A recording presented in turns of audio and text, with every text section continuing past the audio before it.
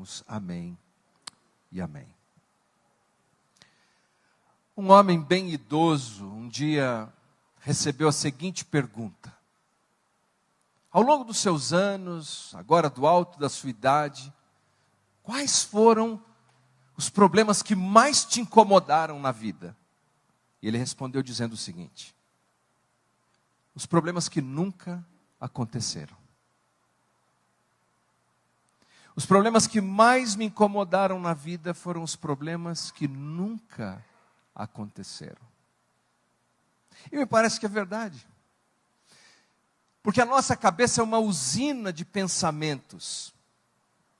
E a maior parte do tempo, infelizmente, são pensamentos negativos, que produzem ansiedade, temores de coisas que sequer acontecerão. É aquela mensagenzinha do WhatsApp que diz: eu preciso falar com você.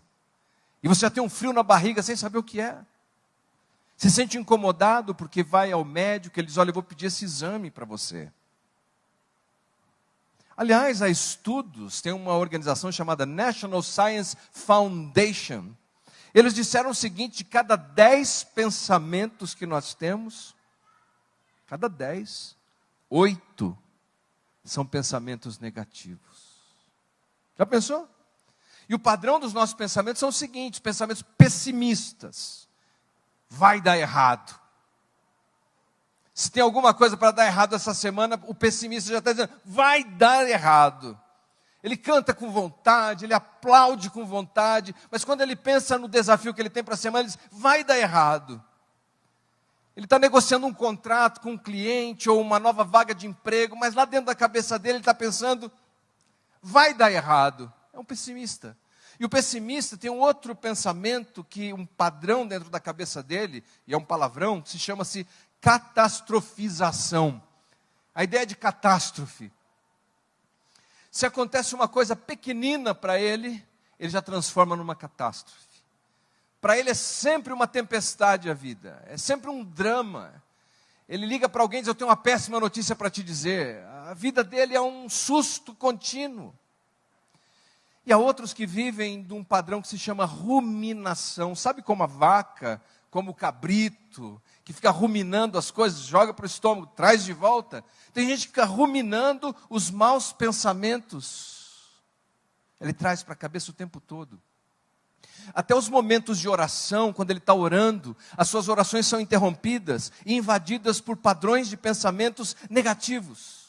Ele está conversando com alguém, ouvindo a pessoa dizer algo, e de repente a pessoa fica vítrea. É como se não estivesse mais ali, e na cabeça dele fica ruminando os pensamentos negativos. Até durante a pregação, ele deixa de ouvir o sermão, quando se dá conta, ele está pensando, ruminando esses pensamentos negativos. E o terceiro padrão de pensamento chama-se perfeccionismo. Ele coloca para si mesmo uma expectativa tão elevada, que é humanamente impossível de ser alcançada, e continuamente ele se põe para baixo, que ele não merece, que ele não é, que ele não tem, que ele não é um bom pastor, ou que ele não é um bom pregador, ou não é um bom músico, ou não é um bom funcionário. Ele se põe para baixo porque ele criou esse perfeccionismo projetado na cabeça dele. A sensação que ele tem é de ser um fracasso total, por causa dessa hipercrítica que ele tem consigo mesmo. Eu e o Júnior, que vivemos num lar muito disfuncional, filhos de um pai alcoólatra, desenvolvemos esse tipo de sensação em nossa vida.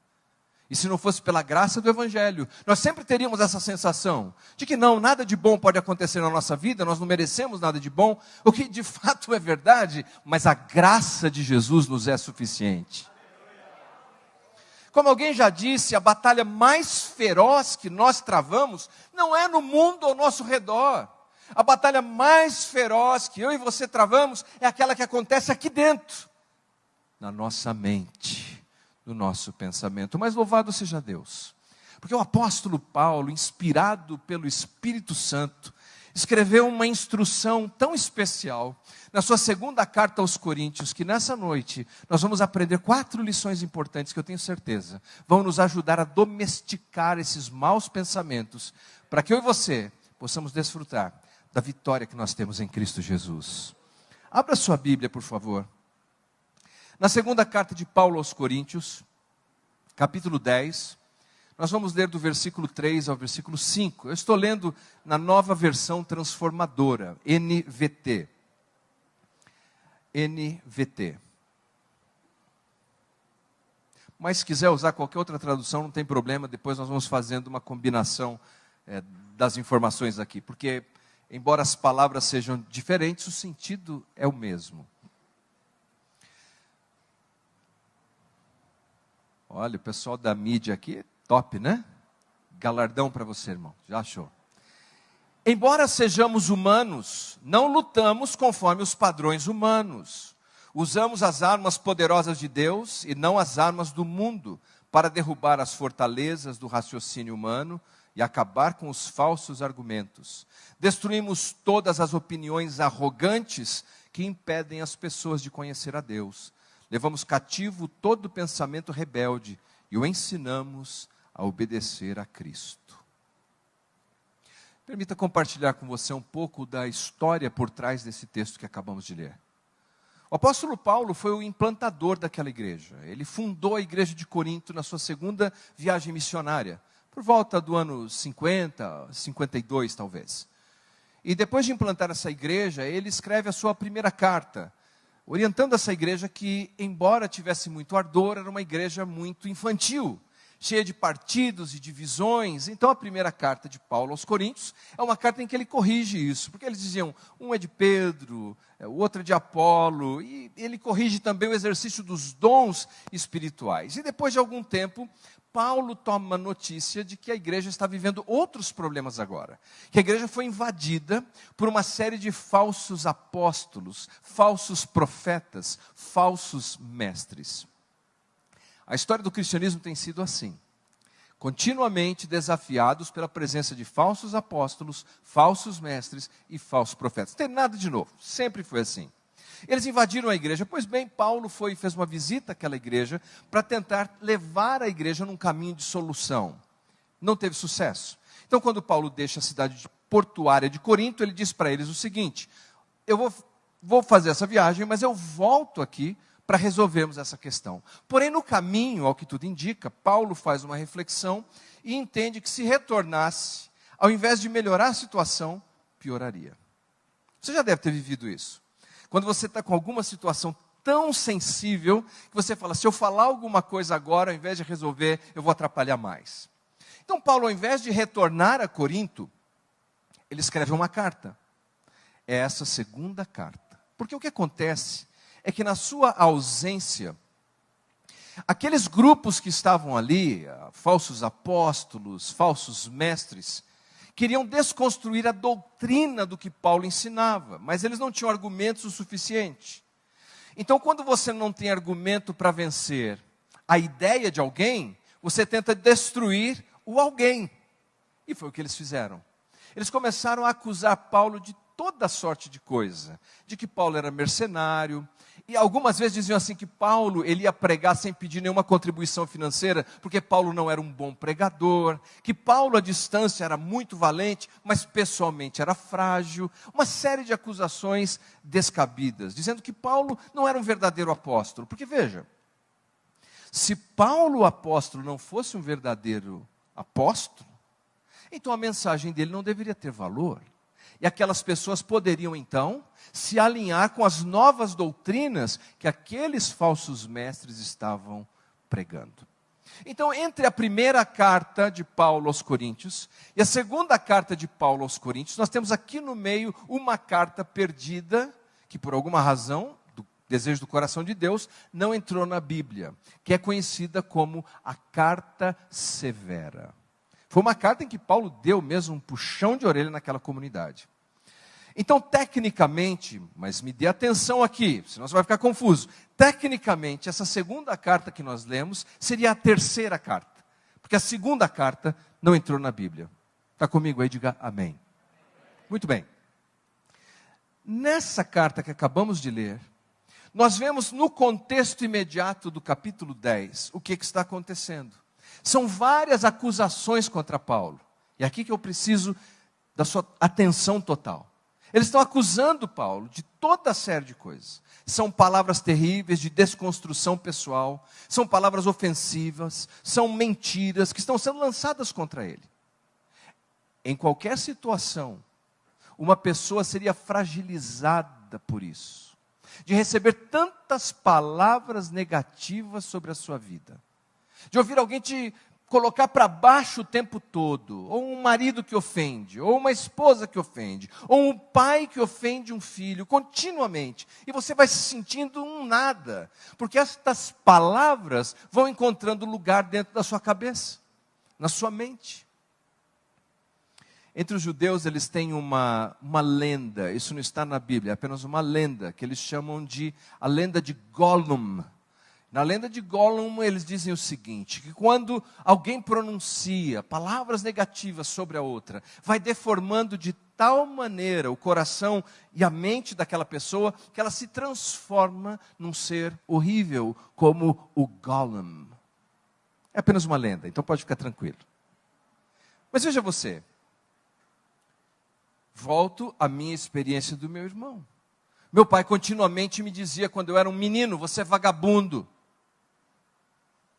Você é vagabundo. Eu vi isso tantas vezes. E sabe o que isso produziu em mim? Um efeito inverso. Eu me transformei em um workaholic. Eu queria trabalhar para provar que eu não era vagabundo como ele tinha dito. E aí eu fui para um outro extremo. Porque aquelas palavras acharam um lugar dentro da minha cabeça. Ah, mas o Evangelho de Jesus é maravilhoso, não é? Então hoje eu consigo trabalhar adequadamente, descansar adequadamente, porque eu sou um filho de Deus, uma nova criatura. Quais são as palavras ou as mensagens que estão entrando no seu coração, na sua mente, e estão desencorajando você? Pode ser que estejam vindo de alguém muito perto de você, mas essas palavras estão fazendo com que você perca a sua ousadia, a sua coragem. Mas veja que Paulo não se deixou capturar por isso. E é aqui que nós encontramos as 4 lições. Como é que Paulo resistiu a isso? Como ele resistiu a tudo isso? E é aqui que eu e você podemos aprender a resistir. Vamos em frente? Veja o versículo 3, na parte A. Diz assim, eu vou te dar um título aqui.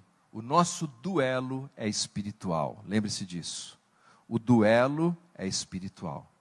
Embora sejamos humanos, não lutamos conforme os padrões humanos. Ou, embora sendo em carne, não lutamos com as armas carnais, seria uma outra tradução.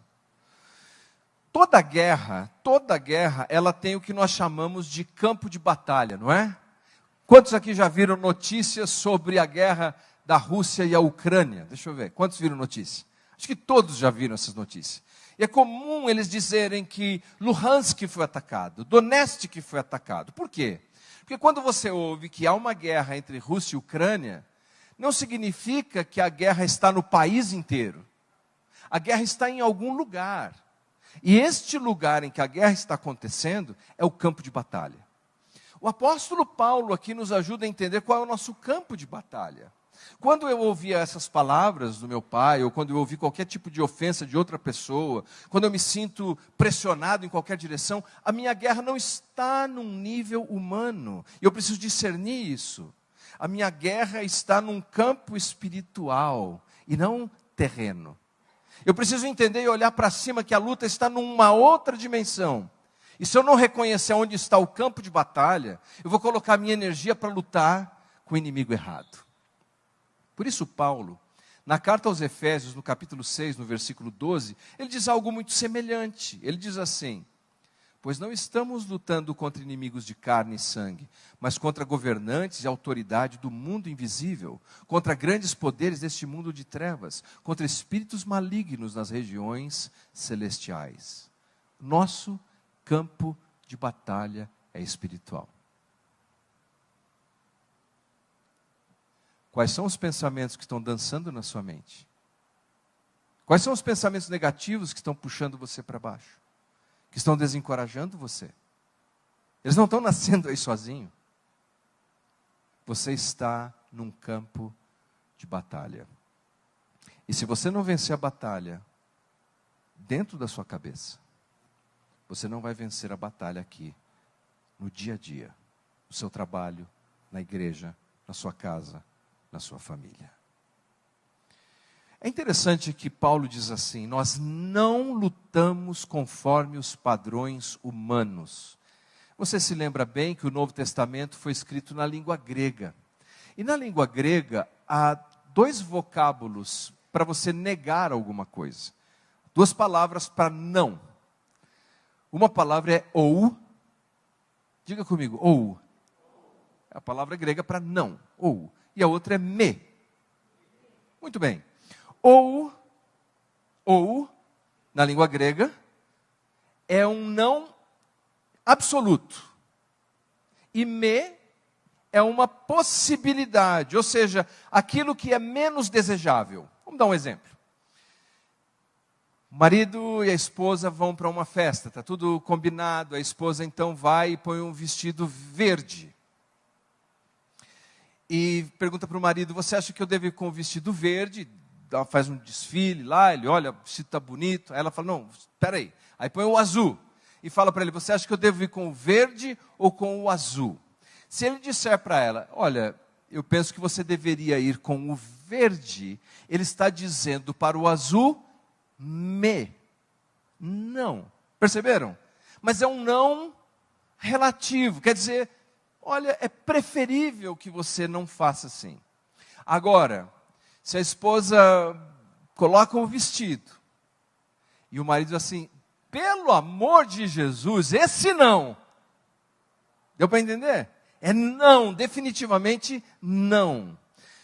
Pergunto a vocês, quando o apóstolo Paulo disse aqui: nós não lutamos com armas carnais ou humanas, vocês acham que ele usou o me ou ele usou o ou? Mas vocês são inteligentes demais. Paulo usou o ou. Definitivamente, nós não lutamos segundo as inclinações carnais. Definitivamente, nós não lutamos com armas carnais. Absolutamente, nós não lutamos com armas carnais. O que significa? Que nesse campo de batalha que nós temos, nós não lutamos como luta esse mundo. Nós lutamos conforme as armas poderosas de Deus. Olha o que ele diz: usamos as armas poderosas de Deus e não as armas do mundo para derrubar as fortalezas dos raciocínios humanos, acabar com falsos argumentos, destruímos todas as opiniões arrogantes que impedem as pessoas de conhecer a Deus, levamos cativo todo pensamento rebelde e ensinamos a obedecer a Cristo. Ele está dizendo, nós usamos armas que são espirituais. Considere o seguinte: tudo que é de mal nesse mundo começa, sabe com o quê? Com um pensamento. Começa com um pensamento. Começa com uma ideia. Quando Adolf Hitler ele quis convencer o partido nazista, ele lançou uma ideia. Ele disse assim, que a Alemanha tinha sido maltratada durante a Primeira Guerra Mundial, injustiçada, e que existia uma raça ariana que era superior, e que os judeus eram um problema. E ele foi lançando essa ideia. Quando essa ideia ocupou as mentes e os corações das pessoas, o que aconteceu? Aquele homem, que tinha sido apenas um cabo do exército alemão, quase conquistou o mundo inteiro. Porque um pensamento pode trazer vida ou morte, construção ou destruição. Qual é o pensamento que está aí na sua cabeça? O que você tem pensado? Em nome de Jesus, vamos renovar a nossa mente nessa noite. Vamos pensar os valores do reino de Deus. Então, primeiro nós vimos, o nosso duelo é espiritual. Segundo, A nossa dependência é divina. Coríntios 10, 4, na parte A, diz assim: usamos as armas poderosas de Deus e não as armas do mundo. Os coríntios, por outro lado, eles estavam usando as armas do mundo. Como é que seria isso? Qual é a diferença? A arma do mundo é o seguinte: eu te xingo e você me xinga. Você me ameaça, eu te ameaço. Você é manipulador, eu sou manipulador. Você me trai, eu te traio. Você me faz um mal, eu te faço um mal. Essas são as armas do mundo. E era isso que estava acontecendo com o povo da cidade de Corinto. Como lá em Efésios 6, Paulo ensinou que nós temos a armadura de Deus, não vou me deter muito nisso, mas a armadura de Deus é, por exemplo, capacete da salvação, pensar em coisas do alto. O povo de Corinto pensava as coisas dessa terra. Couraça da justiça, que protege aqui as suas emoções. O que eles faziam? Eles praticavam injustiças para terem ascensão pessoal. Cinturão da verdade, eles contavam mentira e enganavam uns aos outros. Os pés calçados na preparação, na empolgação do evangelho, eles preferiam andar por caminhos tortuosos. Se existia um escudo da fé, eles preferiam não confiar em Deus, mas confiar na sua própria carne, no seu próprio talento. Se existia uma espada do Espírito, que é a palavra de Deus, eles preferiam pronunciar palavras de mentira e de engano. Quem escolhe esse caminho já está derrotado espiritualmente. Jesus é o nosso maior exemplo de como é que lutamos com armas espirituais. Você se lembra? Você se lembra dos últimos dias de Jesus, das últimas horas de Jesus? O apóstolo Pedro nos ajuda a visualizar isso. Na sua primeira carta, no capítulo 2, versículos 21 a 23, primeira carta de Pedro, capítulo 2, versículo 21 a 23, ele diz assim: para essa obra fostes chamados, pois Cristo também sofreu por vós, legando-vos também, ouça bem, este exemplo, a fim de que sigais os seus passos. Ele não cometeu pecado algum, nem qualquer engano foi encontrado em sua boca. 23. Quando insultado, não revidava. Quando sofria, não fazia ameaça, mas entregava-se àquele que exerce plena justiça em seu juízo. Jesus lutou com armas espirituais, rendeu-se, foi injustamente condenado, foi pregado na cruz, morto, sepultado, e humanamente falando, até aquele momento, humanamente falando, estava o quê? Derrotado.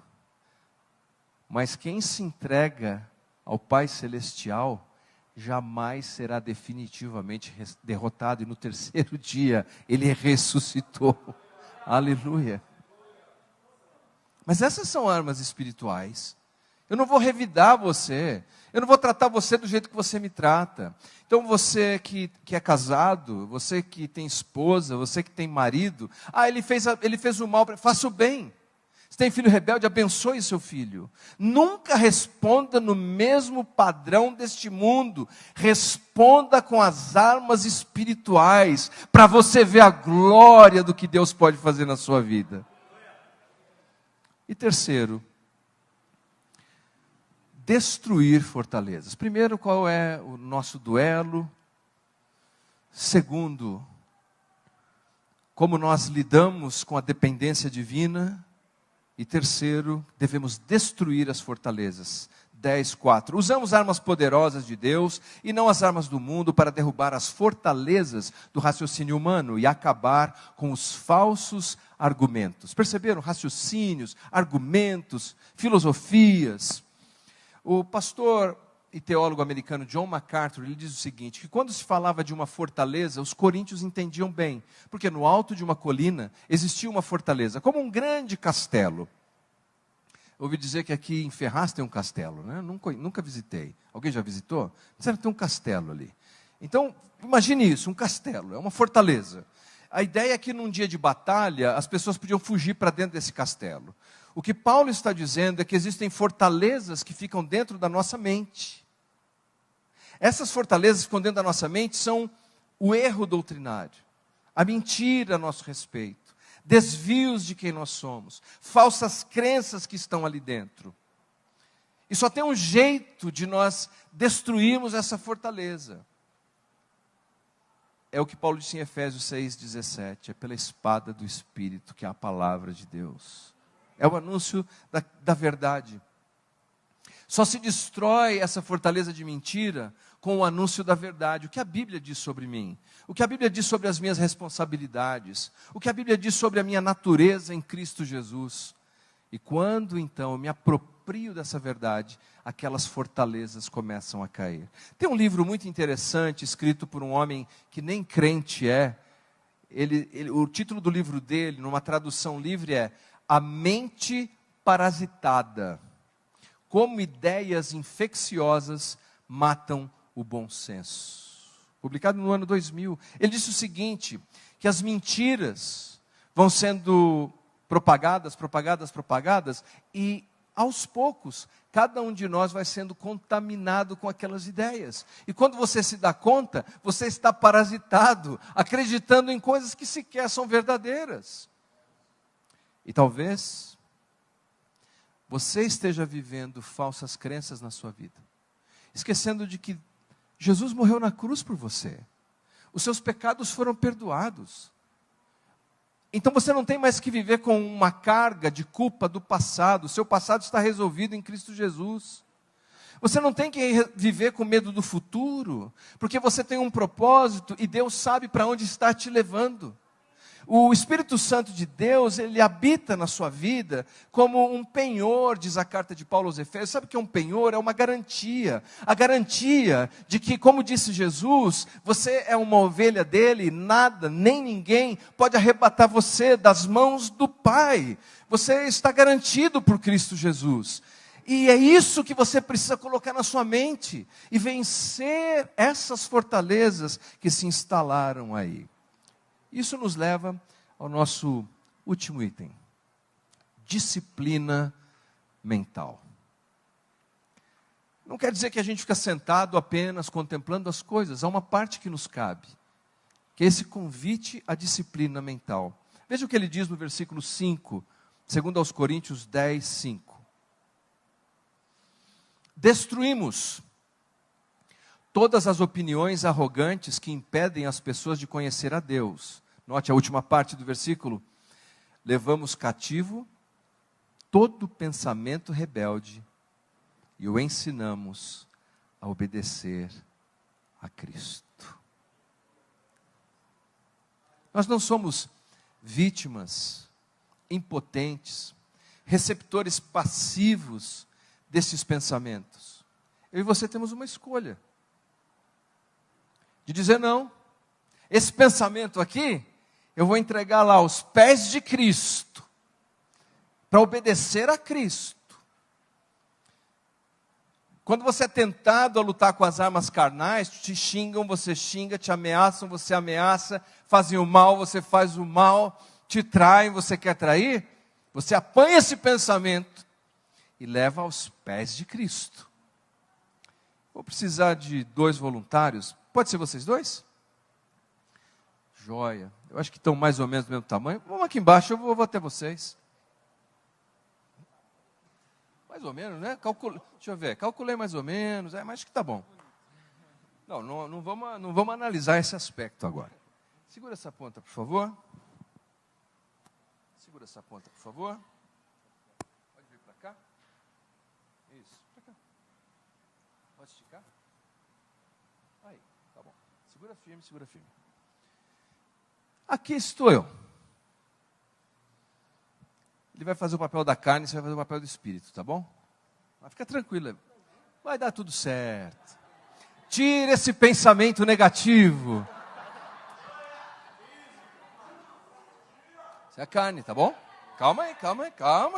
Ó, a carne está animada aqui, ó. Segura aí. Muito bem. Veja só. Se eu agora tenho algumas pressões na vida, ouço acusações de toda sorte, assisto o noticiário, é só desgraça, e ouço notícia ruim, e recebo notícia ruim no WhatsApp, e eu estou tomado de ansiedade agora. Aí, a carne começa a me puxar para responder esses problemas. Olha só o que está acontecendo. Calma aí. Agora, para que lado eu estou pendendo? Para a carne. Pendendo para a carne, eu já estou perdendo a batalha que é espiritual. Agora, vai mais pouco para lá, carne, segura na ponta, lá isso, obrigado. Dá mais uma cordinha aqui para o espírito aí, segura aí.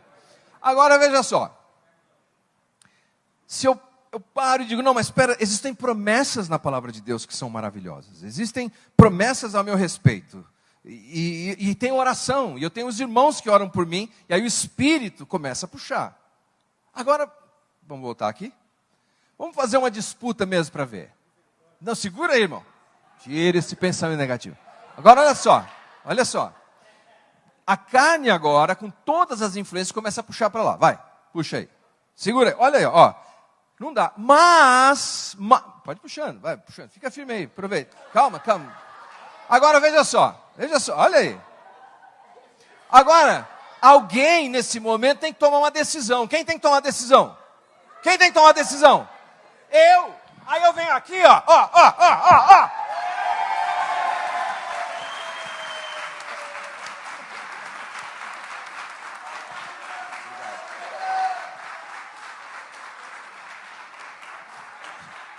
Chega uma hora. Obrigado, viu? Vocês foram ótimos. Chega uma hora que é você que tem que tomar a decisão para que lado você vai. E é isso que o apóstolo Paulo está dizendo. Algumas sugestões rápidas do que você precisa fazer. Pratique gratidão generosa. Seja grato. Inunde a sua mente com pensamentos de gratidão. Gratidão. Cerque-se de pessoas que tenham fé em Jesus, amem a Jesus e amem a palavra de Deus. Porque essas pessoas vão influenciar você positivamente. Estabeleça novos hábitos. Nessa mesma carta, capítulo 5, versículo 17, Paulo disse, alguém está em Cristo, é nova criatura. As coisas antigas já passaram, eis que surgiram novas. Deixe o passado no passado. Carta de Paulo aos Coríntios, a mesma, capítulo 7, versículo 10, ele diz, porque a tristeza que é da vontade de Deus, conduz ao arrependimento e redunda em salvação. Não é uma tristeza que causa remorso, mas a tristeza do mundo resulta em morte. Há um lugar para a tristeza na vida do crente. Errei, e fico triste, e fico angustiado, mas eu vou aos pés da cruz de Cristo, recebo perdão, e nada mais o acusador tem contra a minha vida. Há uma tensão, como essa corda, puxando você para enfrentar suas batalhas carnalmente ou espiritualmente. E quem vai decidir em que direção você vai? Não é o pastor, não é o pregador, é você. E que em nome de Jesus, você faça a escolha certa e veja as fortalezas caírem na sua vida espiritual. Que Deus te abençoe, em nome de Jesus. Amém.